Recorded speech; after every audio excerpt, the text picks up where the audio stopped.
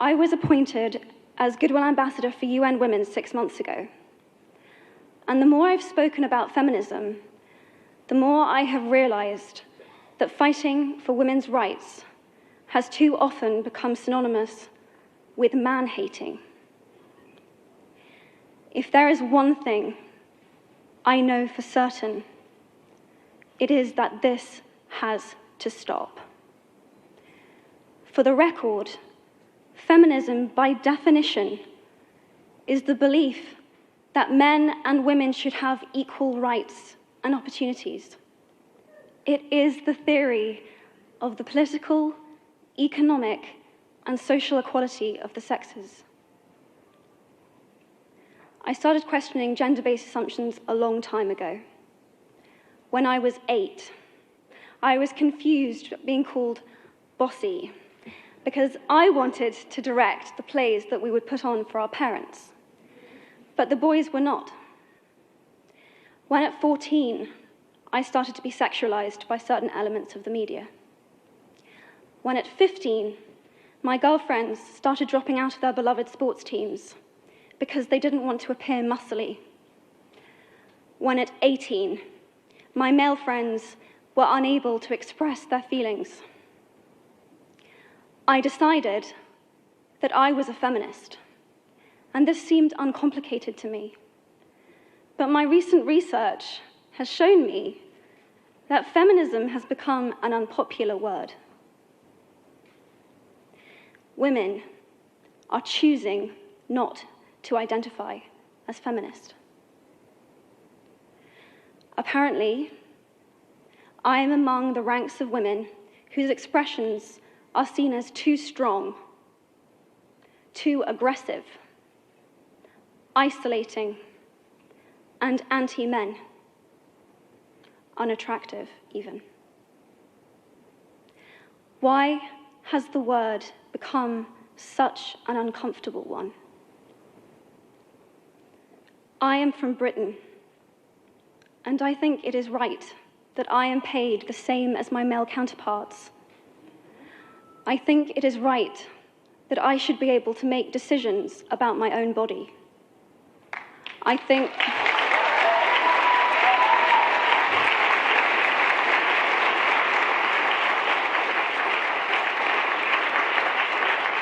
think it is right that women be involved on my behalf in the policies and the decisions that will affect my life. I think it is right that socially I am afforded the same respect as men. But sadly, I can say that there is no one country in the world where all women can expect to receive these rights. No country in the world can yet say that they have achieved gender equality. These rights I consider to be human rights, but I am one of the lucky ones. My life is a sheer privilege because my parents didn't love me less because I was born a daughter. My school did not limit me because I was a girl. My mentors didn't assume that I would go less far because I might give birth to a child one day. These influences were the gender equality ambassadors that made me who I am today. They may not know it, but they are the inadvertent feminists who are changing the world today. We need more of those. And if you still hate the word, it is not the word that is important. It's the idea and the ambition behind it. Because not all women have received the same rights that I have. In fact, statistically, very few have been. In 1997, Hillary Clinton made a famous speech in Beijing about women's rights. Sadly, many of the things that she wanted to change are still true today. But what stood out for me the most was that less than 30% of the audience were male. How can we affect change in the world when only half of it is invited or feel welcome to participate in the conversation? Men, I would like to take this opportunity to extend your formal invitation.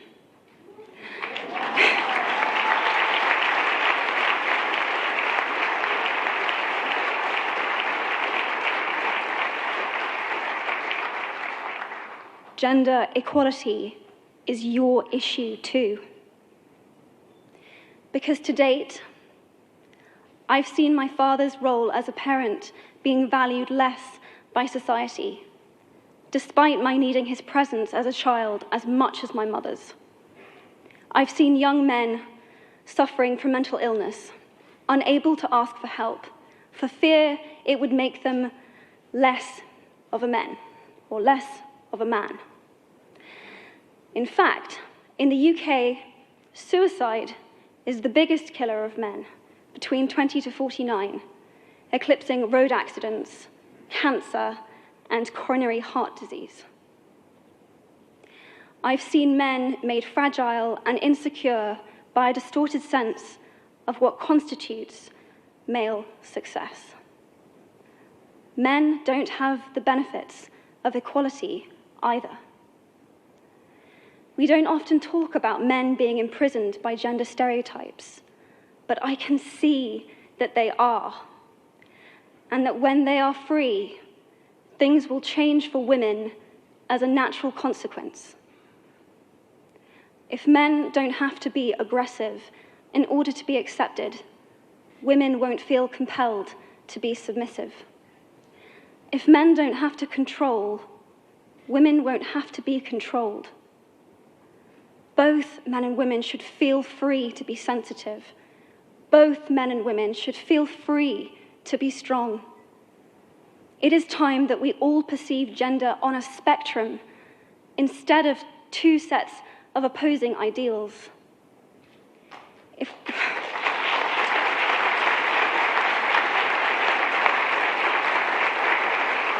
If we stop defining each other by what we are not and start defining ourselves by who we are, we can all be freer. And this is what he, she is about. It's about freedom. I want men to take up this mantle so that their daughters, sisters, and mothers can be free from prejudice, but also so that their sons have permission to be vulnerable and human too. Reclaim those parts of themselves they abandoned, and in doing so, be a more true and complete version of themselves. You might be thinking, who is this Harry Potter girl? And what is she doing speaking at the UN? And it's a really good question. I've been asking myself the same thing. All I know is that I care about this problem, and I want to make it better. And having seen what I've seen, and given the chance, I feel it is my responsibility to say something. Statesman Edmund Burke said, "All that is needed for the forces of evil to triumph is for good men and women to do nothing." In my nervousness for this speech, and in my moments of doubt, I've told myself firmly, if not me, who? If not now, when?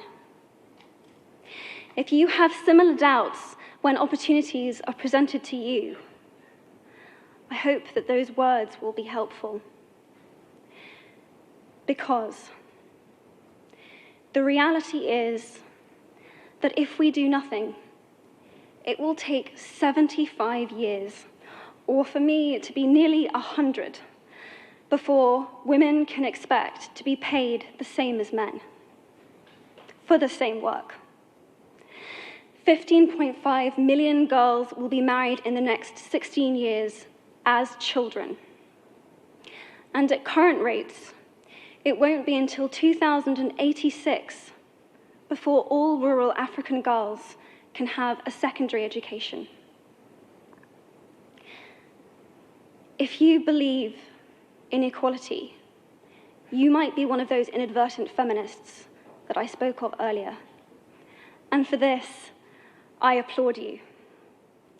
We are struggling for a uniting word, but the good news is that we have a uniting movement. It is called He for She. I am inviting you to step forward, to be seen, and to ask yourself, if not me, who? If not now, when? Thank you very, very much.